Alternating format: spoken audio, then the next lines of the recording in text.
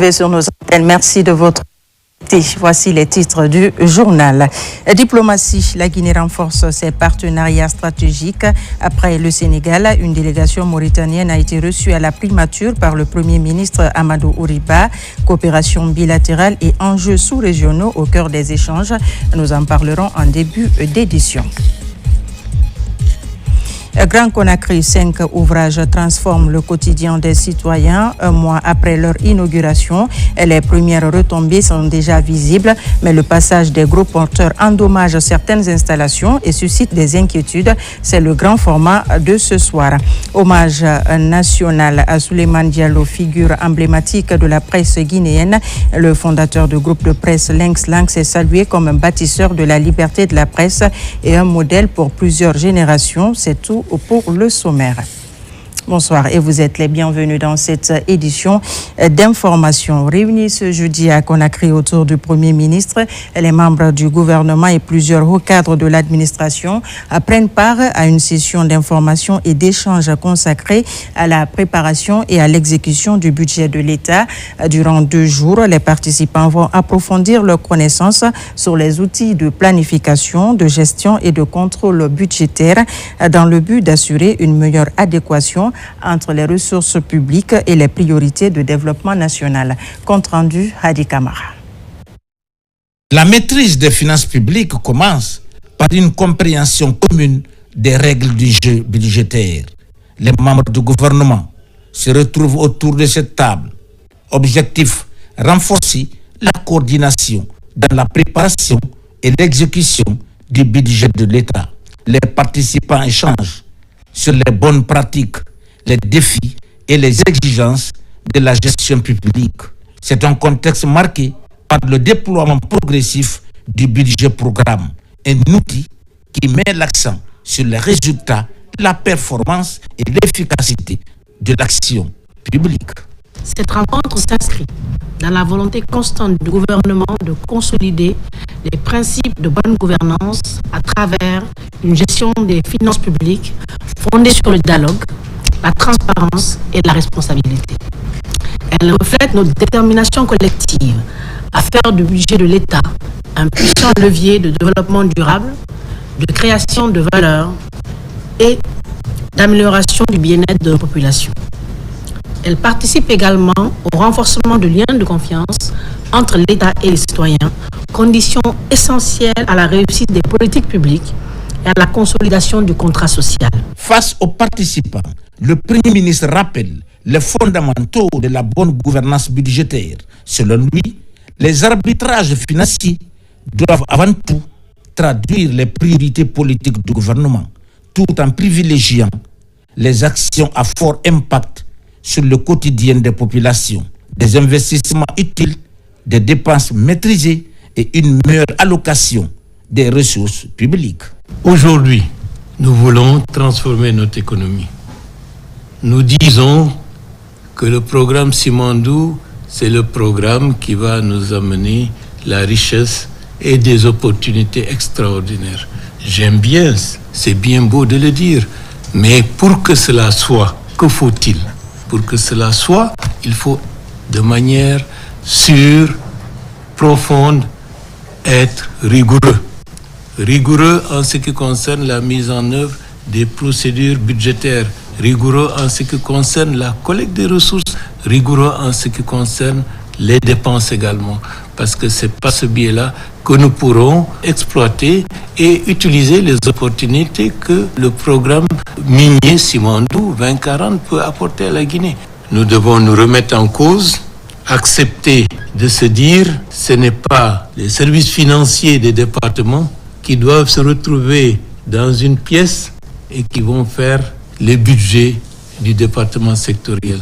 C'est le ministre lui-même, avec son cabinet, qui doit décliner ses priorités politiques et ces priorités politiques doivent être transformées en chiffres pour que cela puisse tenir la route et que les engagements du ministre puissent être traduits dans la réalité pour les besoins de la population. Il faut créer une compréhension partagée des mécanismes budgétaires, car la réussite du budget programme repose sur l'implication de tous les acteurs. Planification, programmation, exécution, suivi et évaluation. Chaque maillon de la chaîne est concerné. Le chef du gouvernement encourage ainsi la tenue régulière de ce type de cadre d'échange. Une ambition qui participe à l'amélioration de la gouvernance financière et à une gestion plus performante des ressources de l'État. La consolidation de la discipline budgétaire demeure aujourd'hui l'un des leviers essentiels pour transformer les priorités gouvernementales en résultats concrets au bénéfice des citoyens. Après la visite d'une délégation sénégalaise porteuse d'un message du président Bassirou Diomaye Faye, le Premier ministre chef du gouvernement a reçu une importante délégation mauritanienne conduite par le chef de la diplomatie de ce pays au cœur des échanges, de renforcement de la coopération bilatérale et les questions d'intérêt commun au niveau sous-régional et international. Compte rendu Ousmane Bangoura. À son arrivée à l'aéroport international Ahmed Sékou Touré de Conakry, la délégation sénégalaise, conduite par le ministre de l'Intégration africaine, des Affaires étrangères et des Sénégalais de l'extérieur, Cheikh Tidiane Niang, est accueillie par le chef de la diplomatie guinéenne, Dr Maurice Sandan Kouyaté. La mission est ensuite reçue à la primature par le Premier ministre, chef du gouvernement. Porteuse des messages du président de la République du Sénégal, Bassirou Diomaye Faye, destinée au président de la République Mamadi Doumbouya. La mission a permis d'échanger avec le Premier ministre Amadou Ouriba sur les consultations en cours au sein de la CEDEAO, ainsi que sur la candidature du général Biram Diop à la présidence de la commission de l'organisation régionale. Ce message consistait à formaliser la présentation de la candidature sénégalaise à la présidence de la commission de la CEDEAO, parce que le président de la République a porté son choix au général Biram Diop, qui a été jusqu'à récemment ministre des Forces armées et qui a aussi occupé d'importantes fonctions, non seulement au gouvernement, mais aussi au niveau des institutions nationales sénégalaises, au niveau de l'armée, qui a aussi une expérience onusienne qui est très forte, qui a aussi évolué dans le monde académique, qui connaît très bien les questions de paix, de sécurité, de maintien de la paix. Et le président Diomaye Faye a pensé que c'était vraiment le meilleur choix que le Sénégal pouvait offrir à la communauté. La place de la Guinée en la CEDEAO est une place importante. En tant que membre fondateur de cette institution, les changements, les élections, tout ce qu'il y a comme constitution de cadres, de hauts cadres et de recrutement, cela ne peut pas se faire sans la participation, sans l'aval de la République de Guinée. C'est pourquoi le président, son Excellence Diomaye Diakhar Faye, a bien voulu envoyer cette mission à son frère et ami, son Excellence le général Mamadi Doumbouya, président de la République de Guinée. Le Premier ministre a, au nom du chef de l'État, reçu le message qu'il va transmettre au président de la République et il a effectivement retracé les relations de fraternité qui existent entre les deux peuples, entre les deux pays et entre nos gouvernements, et surtout entre nos leaders. Quelques heures plus tard, Amadou Ouriba reçoit une délégation mauritanienne conduite par le ministre des Affaires étrangères, Mohamed Salem Ould. Porteuse des messages du président Mohamed Ould Cheikh El Ghazouani à l'attention du président Mamadi Doumbouya. La mission évoque avec le Premier ministre les perspectives de renforcement de la coopération bilatérale, les questions sous-régionales ainsi que le rôle de l'organisation de la coopération islamique. On lui a remis un message écrit adressé à son Excellence Mamadi Doumbouya, président de la République de Guinée, par son frère et ami, son Excellence M. Mohamed Cheikh El Ghazouani, président de la République islamique de Mauritanie. Ce message traduit donc une coordination, une concertation régulière entre les deux chefs d'État, entre les deux gouvernements, sur l'ensemble des questions d'intérêt commun. La Guinée et la Mauritanie ont décidé de parler d'une seule voix et je pense que c'est dans ce cadre-là que les deux chefs d'État échangent les correspondances.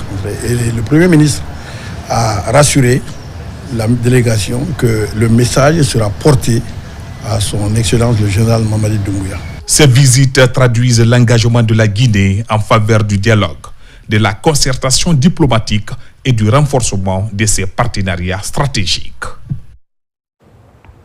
La Guinée enregistre 2 importantes victoires diplomatiques avec son élection au Conseil économique et social des Nations Unies, ECOSOC, et Conseil exécutif de l'Organisation mondiale de la santé, OMS. Ces succès traduisent la confiance de la communauté internationale et le rayonnement croissant du pays sur la scène mondiale. Le compte-rendu est signé Makeme Donzo. Mobiliser les compétences, les expériences et les ressources financières de la diaspora au service du développement de la Guinée.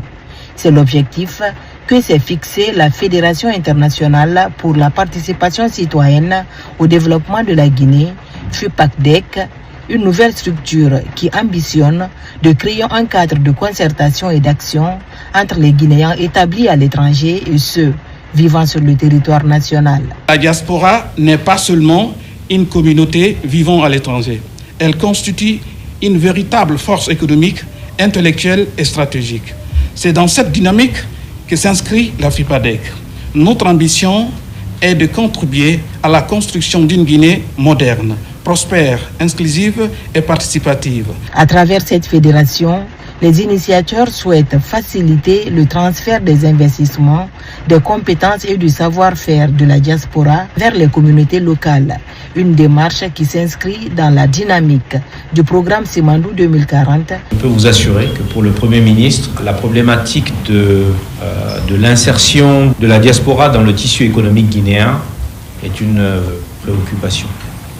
La vision de la fédération est celle de l'accompagnement qui permettra à la diaspora de mieux porter ses projets à maturité. Que ces défis-là, pour qu'ils soient atteints, ils nécessitent l'implication de tous. Vous parlez de participation citoyenne, c'est l'inclusivité, c'est l'inclusion de tous ceux qui peuvent permettre à ce pays d'avancer. Par cette initiative, la FUPACDEC entend fédérer les énergies et les expertises des Guinéens où qu'ils se trouvent autour d'un objectif commun.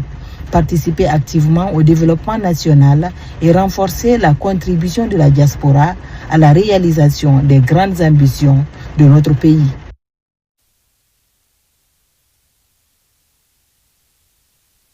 Par le gouvernement guinéen, une rencontre d'échange consacrée aux ajustements et à la finalisation technique du programme de réforme de l'État et à la modernisation de l'administration publique s'est tenue à Conakry. Cette session de travail a réuni les principaux acteurs impliqués dans la transformation de l'administration publique afin de valider les dernières orientations du programme PREMAP. Abraham Christophe Conti.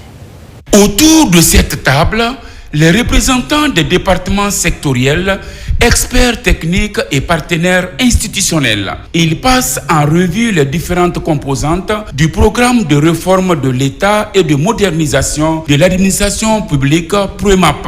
La démarche vise à procéder aux derniers ajustements techniques du document stratégique avant sa validation définitive. Les échanges ont notamment porté sur le renforcement de la gouvernance publique et l'amélioration de la qualité des services administratifs.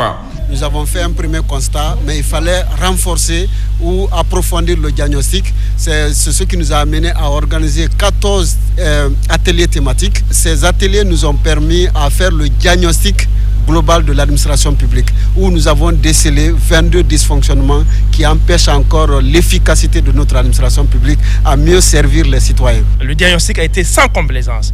La guinéenne moyenne de la Guinée profonde nous a fait croire que l'État guinéen a des problèmes, des dysfonctionnements à la fois au niveau de Conakry, des régions, au niveau de la gestion des hommes, au niveau du matériel. On a voulu présenter les solutions. Au cours des travaux, les participants vont formuler plusieurs recommandations visant à rendre le programme plus cohérent, plus opérationnel et davantage adapté aux défis actuels de l'administration publique.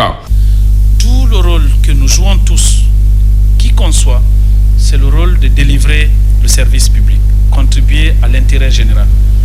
L'armée est sur l'intérêt général, la sécurité, je dirais la justice, nous sommes tous dans la réalisation du service public avec la mission de l'intérêt général. À la fin des travaux, les participants vont tenir compte des dernières modifications avant la finalisation du programme. Ce document servira de cadre de référence pour la mise en œuvre des réformes administratives au cours des prochaines années.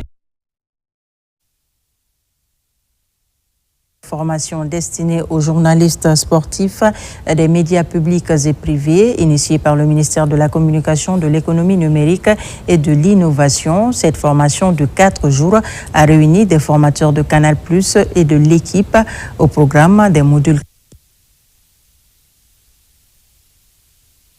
sur la cérémonie de clôture avec Sidi Kissouma et Djibril Kamara.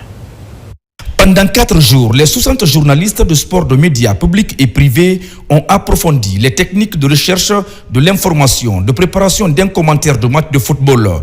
Une session de formation qui a également porté sur l'écriture journalistique afin de rendre les contenus plus captivants en vue d'offrir au public une information sportive de qualité. Au nom de tous les participants, nous prenons aujourd'hui l'engagement de mettre en pratique les connaissances acquises afin de contribuer à un journalisme de sport plus professionnel, plus crédible et davantage au service du public. Cette formation, c'était la consolidation de votre pirogue à tous. Solide, fiable, prête à naviguer loin.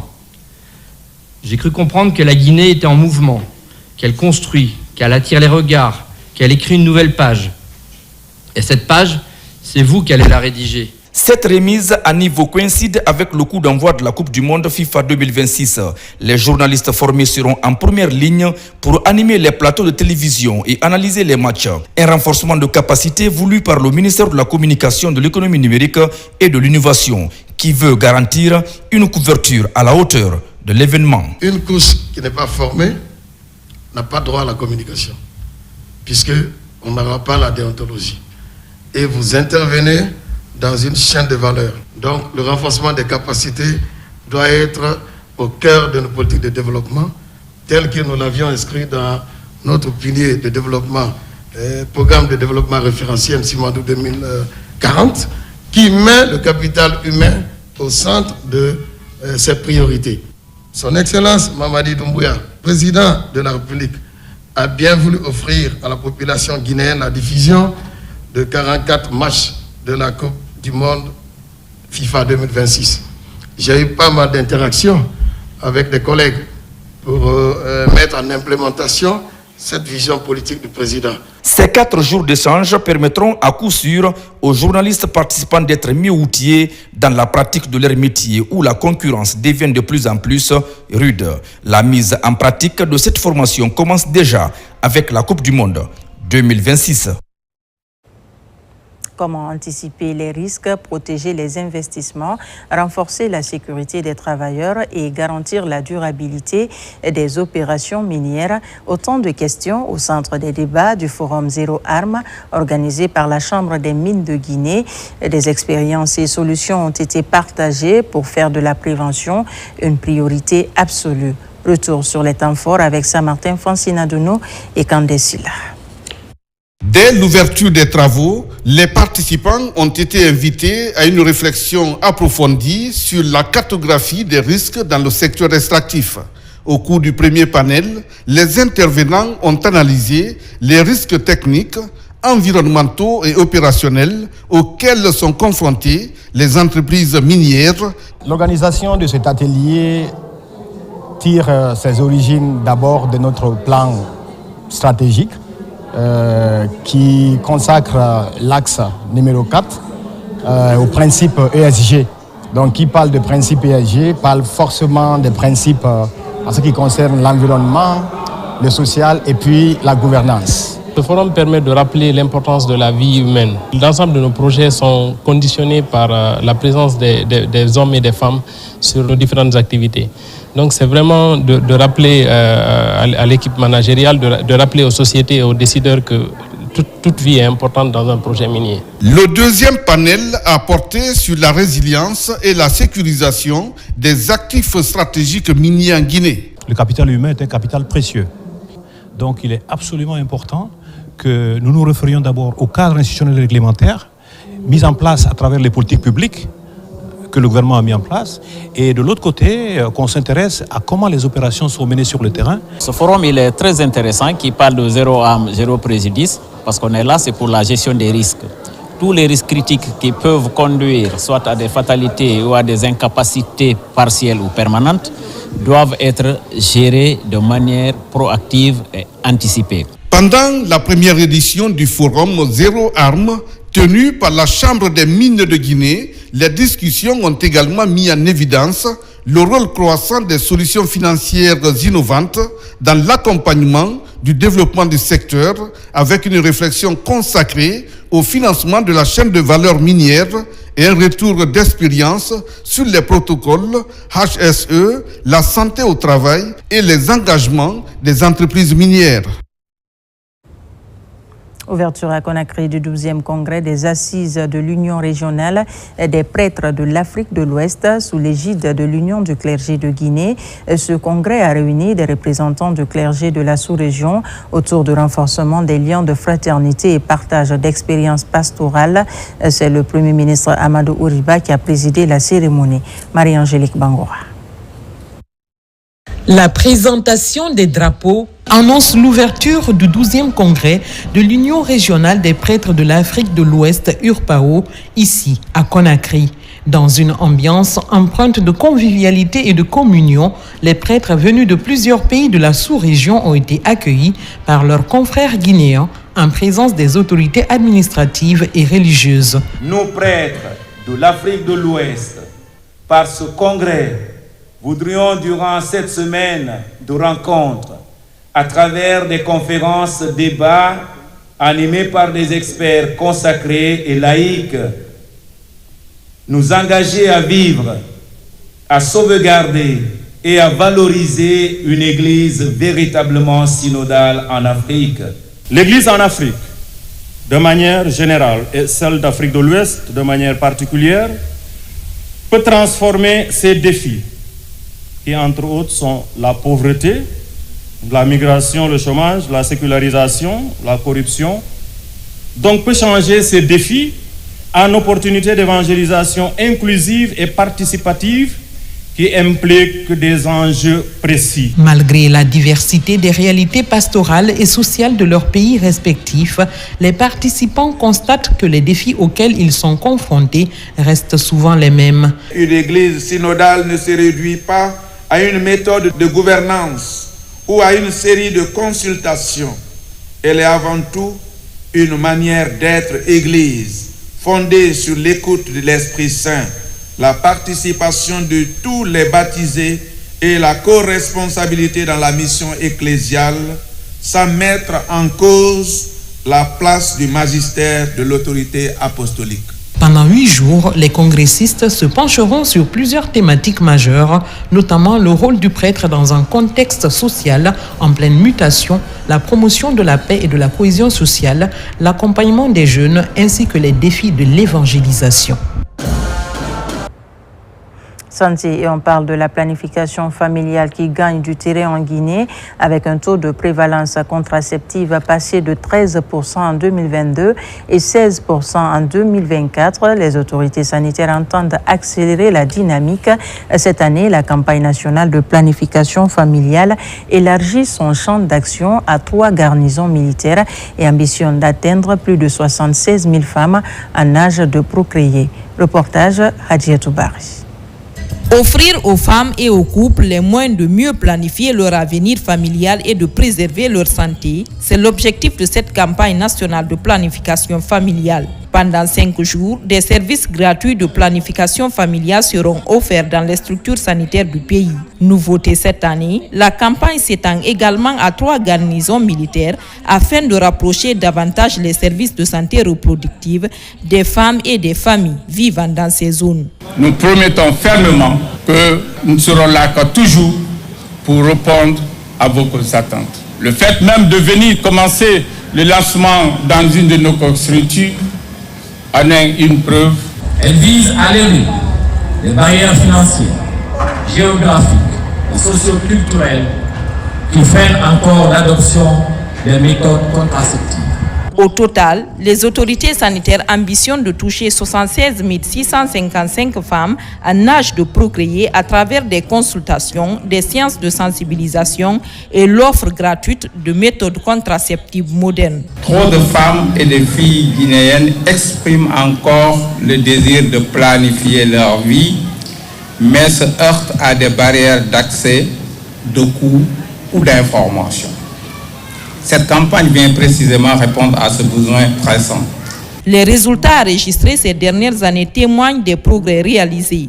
Le taux de prévalence contraceptive moderne est passé de 13% en 2022 à 16% en 2024.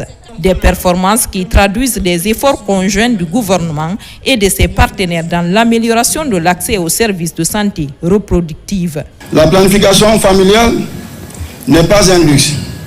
C'est une stratégie de survie, donc un droit fondamental et un levier puissant pour réduire la pauvreté, la faim et de sauver des vies. Dans les structures sanitaires, les équipes sont déjà mobilisées pour assurer la réussite de cette campagne. Produits contraceptifs, équipements et personnel qualifié ont été déployés afin de répondre aux besoins des bénéficiaires. Toujours dans le domaine de la santé, comment requalifier le transport des échantillons collectés dans les hôpitaux de l'intérieur du pays vers les laboratoires de référence? La question est au centre d'une rencontre à Conakry sur financement du gouvernement américain. FHI 360 mobilise les acteurs à l'élaboration du plan de transition de pérennisation du transport des échantillons en Guinée. Une feuille de route a été adoptée dans ce sens. Plus de détails avec Tierno Maroufba. La qualité et l'intégrité d'un échantillon biologique constituent le premier maillon de la chaîne de soins. Le renforcement du système de transport des échantillons s'impose comme un défi collectif. C'est dans cette dynamique que se tient à Conakry une assise de 2 jours sur l'élaboration et la validation d'un plan de transition opérationnel assorti d'un calendrier précis et d'indicateurs de suivi. Le transport des échantillons prenait énormément de temps. Pour illustrer, on est passé d'une vingtaine de jours à 3 jours à moins. Il ne s'agit pas là des chiffres, il s'agit des vies qui sont sauvées. Les 600 formations sanitaires sont désormais intégrées au système national de référencement. Ces acquis traduisent non seulement une amélioration logistique majeure, mais aussi un renforcement tangible de la surveillance sanitaire. La mise en place de ce plan de transition et de pérennisation du transport des échantillons en Guinée vient ainsi renforcer le dispositif national d'acheminement en vue de renforcer l'efficacité et la fiabilité des analyses biologiques. La transformation du système national d'acheminement des échantillons biologiques en Guinée n'est pas un projet isolé. Elle s'inscrit en droite ligne de la vision Simandou 2040. Le développement économique et social est indissociable de la santé de notre population. Des laboratoires parfaitement interconnectés, des résultats rendus dans les délais et une surveillance épidémiologique réactive sont les piliers indispensables à la productivité de nos citoyens et à la résilience de notre nation. Au terme des travaux, une feuille de route nationale est adoptée, accompagnée de recommandations stratégiques visant à assurer une transition réussie et une pérennisation durable du système de transport des échantillons en Guinée. Et pendant ce temps, en Guinée, les personnes handicapées diplômées souhaitent une plus grande participation à la vie publique. À l'occasion d'un point de presse, le collectif a appelé les autorités à renforcer les politiques d'inclusion et à concrétiser davantage les engagements en faveur de l'intégration des personnes handicapées dans les sphères administratives et professionnelles. Notre reporter Pascaline Yomalo a pris part à la conférence suivie. L'insertion professionnelle des diplômés était au centre d'une rencontre organisée ce mercredi à la Maison de la Presse de la Minière. À cette occasion, le collectif des personnes handicapées diplômées a attiré l'attention sur les difficultés rencontrées par nombre de ses membres dans l'accès à l'emploi et aux fonctions publiques. La plupart des handicapés, une fois qu'ils terminent les études, C'est très difficile d'avoir un emploi. Comme il y a les tests de loi qui nous défendent, on a décidé nécessaire d'aller vers eux. On a fait beaucoup de démarches, mais sans suite favorable. Il y a des personnes handicapées diplômées qui cherchent leur premier emploi, qui ne veulent pas mendier. Devant les médias, les responsables du collectif ont mis en avant le potentiel et les compétences des diplômés concernés. Ils estiment que leur participation au processus de recrutement et de nomination pourrait contribuer davantage à la valorisation des ressources humaines et au développement du pays. Dès que tu as un handicap, les gens n'ont pas un très bon regard sur toi. Mais la personne handicapée elle-même doit avoir confiance en elle. Se dire que, comme j'ai suivi un cursus scolaire, ça a été sanctionné par un diplôme, il faut persévérer. Il faut se dire que il faut que je vive, mais pas d'aumône et de mendicité. Que moi aussi, j'ai un revenu, j'ai un salaire.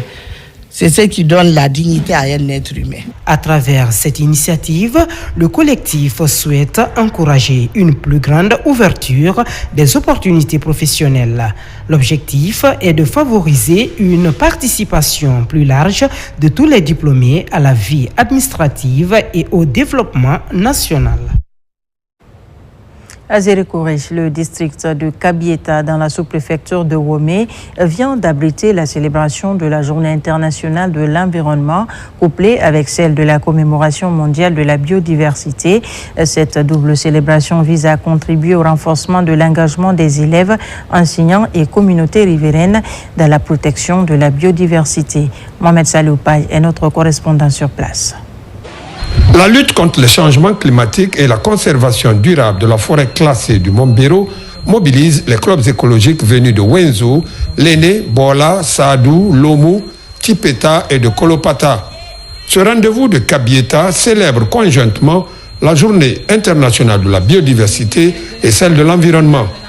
L'accent est mis notamment sur l'engagement des riverains de ce massif forestier. Si nous vous recevons aujourd'hui dans cette localité, ça peut informer et sensibiliser pour lutter contre la déforestation.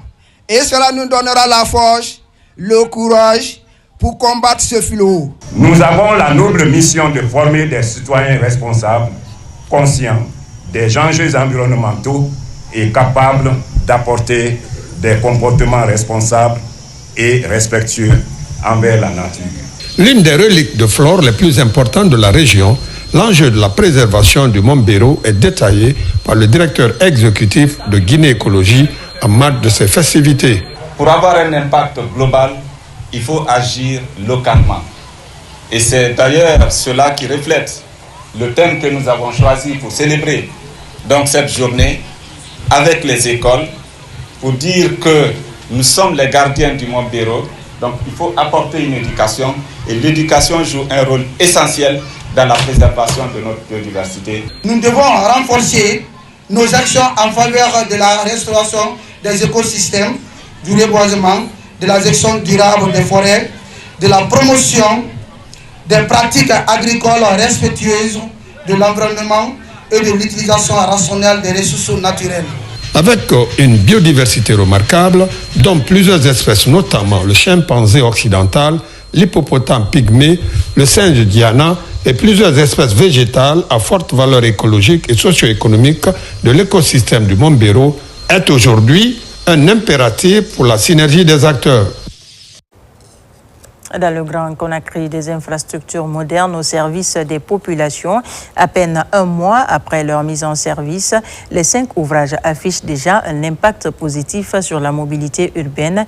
Mais la circulation anarchique des gros porteurs menace leur durabilité et soulève des préoccupations. C'est le grand format de ce soir. Il est signé Aboubakar Junior Camara. Suivez.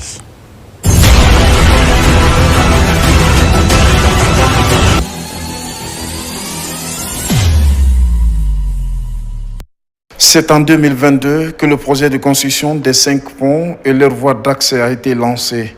Après 3 ans et demi d'intenses travaux, les infrastructures sont remises aux populations et elles augmentent substantiellement aujourd'hui la fluidité de la circulation dans le Grand Conakry. Fruit de la coopération avec le Royaume de Belgique, ces ponts sont à Kassonia, Kisoso, Demoudoula, Kiroti et Kakimbo. La population de Conakry exprime leur reconnaissance au chef de l'État. Nous sommes très contents pour ce pont parce qu'on avait tellement duré ici, il n'y avait pas de route, il n'y avait que des brousses et autres. Mais là aujourd'hui, depuis que le président Mamadi Doumbouya est là, on dit aujourd'hui Alhamdulillah parce que grâce à lui aujourd'hui, la sécurité maintenant s'est améliorée par là, ça s'est renforcé tellement. Nous sommes tellement contents par là. Nous dirons à les gens de respecter les codes de route, suivre là où les piétons doivent passer, que les voitures puissent circuler normalement. Derrière ce plaisir des usagers se cache un comportement inadmissible. Les gros porteurs ont déjà endommagé ces barres qui indiquent la hauteur du tablier à 3 mètres de hauteur. Ils forcent le passage et les conséquences sont visibles sur les ouvrages. Bétonnaire a passé ici, ça n'a même pas fait 2 semaines. Il y a une femme qui m'a appelé que le bétonnaire a déjà gâté. Il y a une barricade à la rentrée là-bas.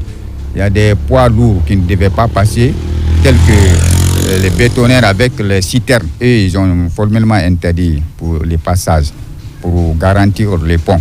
Parce qu'il est venu casser ça. Je suis parti en courant, je l'ai bloqué, j'ai déjà appelé maintenant les centrales. Et ils sont venus, on les a conduits à la commissariat central de Nongo. Il va répondre à la population. Il y a une barre qui indique la hauteur des véhicules qui doivent rentrer sur ces ponts. C'est la hauteur de 3 mètres. Malheureusement, les gros porteurs forcent le passage et ils ont endommagé tous ces fers-là. Nous intervenons, mais ils ne nous écoutent pas. C'est pourquoi nous voulons vraiment que l'État prenne ses responsabilités pour sauver ces ouvrages. Le pont de Kassoyan, avec ses 7 km de route d'accès, désenclave la presqu'île et sert de déviation entre Koya, sans passer par Sanoya, Fassia et Gomboya. Un ouf de soulagement pour les populations. Je dis merci d'abord au premier responsable du pays qui nous a aidé à avoir un pont qu'on ne pensait pas avoir. Et aujourd'hui, ça a diminué aussi le coût de transport des populations de Kassoya et ceux de Daboro. Parce qu'avant, on quittait à 36, on venait juste au niveau du pont et on descendait les passagers. Et ils passaient à pied pour aller de l'autre côté, encore emprunter une autre moto pour aller chez eux. Mais avec le pont, même si vous allez rester à 36 ou bien en ville jusqu'à 0h, vous venez, vous allez trouver la moto. Et le pont nous rend beaucoup de services.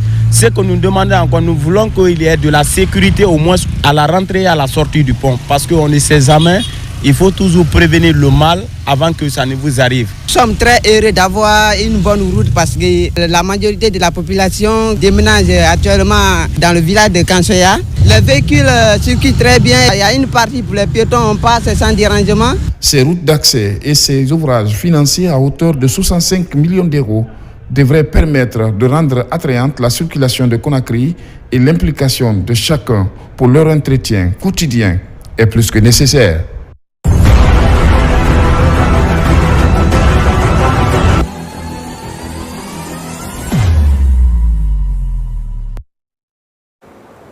Suite du journal et on parle développement local dans la région de Kindia. La Confédération des associations pour le développement de l'INSAN multiplie les initiatives en faveur des populations. Grâce à la mobilisation des ressortissants et résidents, plusieurs infrastructures communautaires viennent d'être réalisées et officiellement inaugurées. Parmi elles, un établissement scolaire de 6 salles de classe et une direction à hauteur de 335 millions de francs guinéens. Reportage Mounir Bari, Tierno Sadouba. À Kissan, dans la sous-préfecture de l'Insan, région administrative de Kindia, les ressortissants et résidents célèbrent l'aboutissement de plusieurs projets communautaires. Forages, écoles, mosquées figurent parmi les infrastructures réalisées pour répondre aux besoins essentiels des populations et soutenir le développement local. On souhaiterait que tous les fils de Kinsan y adhèrent pour voir comment est-ce qu'on va marcher ensemble pour qu'on puisse réaliser beaucoup de projets pour notre communauté parce qu'on ne peut pas laisser tout dans la main de l'État. Je crois que l'État est en train de faire beaucoup et nous allons passer le message aussi pour que l'État encore nous assiste encore de plus. Située à plus de 200 km de Conakry, la localité de Kinsan poursuit sa marche vers le développement grâce à l'engagement de ses fils et filles. À travers ces réalisations, les communautés entendent renforcer l'accès à l'éducation, améliorer les conditions de vie des habitants et favoriser un meilleur accès aux services sociaux de base. C'est qu'il ne faut pas attendre l'État. Ce que toi tu peux faire, tu attends il faut que l'État fasse ça à ta place. C'est pas bon. Dans les autres pays, c'est dans ce cadre qu'il nous dépasse. Ce que j'ai vu ici, faire une mosquée, l'école, et les forages comme ça là. Nous allons faire aussi notre mieux et que nous allons tout faire pour que cette école, l'école primaire de Siminia, si je ne me trompe, donc pour qu'elle puisse fonctionner et nous allons avoir l'œil sur cette école. Donc les donateurs ne seront pas dessus. La mise en service des infrastructures contribue à réduire l'isolement de la localité et à améliorer le quotidien des populations. Au-delà des ouvrages réalisés, les ressortissants et résidents de Kinsan misent également sur la promotion de l'unité, du vivre ensemble, de la cohésion sociale et de la solidarité. On s'intéresse ce soir à la structuration des filières bétail, viande et porcine. Une nouvelle étape vient d'être franchie par notre pays. Les acteurs de ces deux secteurs stratégiques se sont réunis à l'occasion d'un atelier de concertation sur la mise en place des interprofessions régionales, une initiative du ministère de l'Élevage qui vise à mettre de l'ordre entre les différents maillons de la chaîne de valeur. Marwan Kamara pour des précisions. Dans cette salle, c'est toute la chaîne de valeur des protéines animales de Guinée qui s'est donné rendez-vous. L'enjeu est de taille, transformer les filières traditionnelles en véritable industrie compétitive grâce à la création d'interprofessions régionales. La première phase, il fallait faire l'état des lieux, donc un diagnostic pour échanger, susciter des débats en interne avec les professionnels pour recueillir leur point de vue sur la dynamique organisationnelle existante, en passant à la deuxième phase qui consiste à la structuration effective des interprofessions de dimension régionale et l'interprofession de dimension nationale. Cela représente de redynamiser notre processus afin d'en sortir un résultat idoine, non seulement des résultats de la production des éleveurs en général, mais aussi dans la mise en place du processus fiable et crédible. Pendant 10 jours, les discussions ont été intenses. Il s'agit de mettre autour d'une même table des acteurs dont les intérêts ont parfois divergé. Nous sommes en train de mettre la filière bétail, viande et porcine en interprofession pour rejoindre la dynamique de changement que l'État a voulu appuyer au niveau des producteurs pour que ces organisations puissent se mettre en interprofession. Il faut les organiser et qu'ils soient comme des introducteurs vraiment crédibles. Ensuite, il faut leur donner la compétence, il faut les encadrer, il faut leur permettre d'accéder à des crédits de manière à ce qu'ils soient de plus en plus professionnels. Cette concertation des acteurs est une étape importante dans la professionnalisation du secteur de l'élevage en Guinée, avec l'ambition de renforcer sa contribution à la sécurité alimentaire, à la création d'emplois et au développement économique du pays. Et puis, une étape majeure vient d'être franchie dans la modernisation de la formation professionnelle en Guinée. L'École normale des professeurs d'enseignement technique et professionnel et Kouma Academy ont scellé une alliance stratégique visant à intégrer l'intelligence artificielle dans les programmes de formation professionnelle. Cet accord s'inscrit dans le cadre de Simandou Academy. Le point avec Moussa Koumar. Le monde change, les métiers évoluent. Les compétences se réinventent et l'intelligence artificielle s'intègre progressivement dans presque tous les secteurs. Face à cette mutation accélérée, l'École normale des professeurs d'enseignement technique et professionnel veut repenser sa méthodologie pédagogique. C'est dans cet esprit qu'elle signe ce partenariat avec Kouma Academy pour profiter des avantages de cet outil de transformation économique et sociale. C'est une nouvelle page qui s'ouvre pour l'AMPET aujourd'hui à travers la signature de ce partenariat stratégique et technique dans le domaine du numérique et de l'intelligence artificielle. Nous sommes ravis de signer cette convention aujourd'hui avec Kouma qui permettra à l'AMPET la numérisation de notre institution, de la transition entre la formation académique dans les classes pures et dures et la formation numérique. Kouma Academy est un groupe de recherche et de développement axé sur l'intelligence artificielle. Présent dans plusieurs pays de la sous-région, il va alors apporter son expertise pour renforcer les compétences des formateurs et rapprocher l'école des réalités du travail. Une démarche innovante qui place la technologie au cœur du savoir, de la créativité et du progrès. Ce partenariat avec AMPET rentre dans le cadre de notre cœur de métier qui est tout ce qui est recherche et développement, axé sur l'intelligence artificielle pour pouvoir mieux outiller et aussi accompagner AMPET dans sa transition de ses méthodologies de travail, dans sa transition de son cadre de travail avec ses enseignants, pour mieux utiliser l'IA, pour mieux se doter à mieux utiliser l'IA dans leur quotidien. Ce partenariat stratégique qui entre dans sa phase d'opérationnalisation avec cet atelier va durer 2 ans. Les modules de formation en informatique et systèmes d'information seront repensés. Une visite guidée a permis de comprendre tout le défi. Favoriser l'autonomisation économique des femmes tout en réduisant la fracture numérique, c'est le pari de l'ONG Mon Enfant, Ma Vie à travers une initiative en faveur de 100 femmes de Dubrika pour accompagner cette dynamique et faciliter leur accès aux opportunités offertes par le numérique. L'application Moussotek a également été mise à leur disposition. Alpha Isiagaba. 100 femmes venues de la préfecture de Dubrika bénéficient d'un apprentissage pratique axé sur la gestion financière et l'initiation à la micro-entreprise. Budgétisation, gestion des revenus entre autres. Autant de thématiques abordées pour permettre à ces participantes de mieux structurer et rentabiliser leur activité. Les 100 femmes qui sont là sont dans le cadre d'un projet test. Si ce projet fonctionne bien, il sera ouvert à des millions de femmes guinéennes, afin qu'elles puissent enseigner auprès d'autres femmes l'utilisation de ces applications. Nous, en tant qu'autorité de Dubrika, nous nous engageons non seulement de faciliter la tâche à l'ONG, mais aussi de nous impliquer de bout en bout pour la réussite de ce projet. L'ONG Mon Enfant, Ma Vie entend ainsi contribuer à l'émergence d'un entrepreneuriat féminin plus dynamique.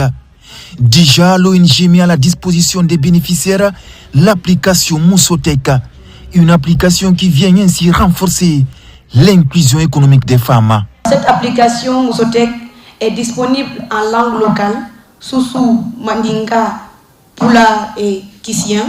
Ça va être des outils numériques, audio et visuels. Aussi une application qui vous permettra de savoir comment gérer votre argent. Cette application Moussotek, elle est une nouveauté pour nous parce qu'elle va vraiment contribuer à l'inclusion digitale des femmes vivant en milieu rural. C'est pourquoi on va commencer avec la préfecture de Dubrika pour 100 femmes comme phase pilote. Cette initiative illustre une conviction de plus en plus partagée.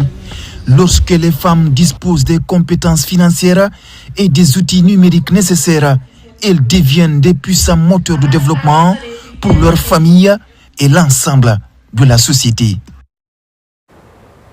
Page noire pour terminer. Décédé il y a 2 semaines des suites de maladie, le patron du groupe de presse Lynx Lance a reçu ce jeudi tous les honneurs dus à son rang. Celui qui a su tracer les voies d'une presse libre en Guinée est qualifié par ses pairs, la corporation ainsi que sa famille comme une école de vie, un ciment social pour la nation tout entière. Dès l'annonce de sa disparition, le chef de l'État l'a élevé au rang du chevalier de l'Ordre national du Koulati. Compte rendu de tous les hommages avec Abdul Karim Kamara. Il y a quelque chose de plus fort que la mort. C'est la présence des absents dans la mémoire des vivants.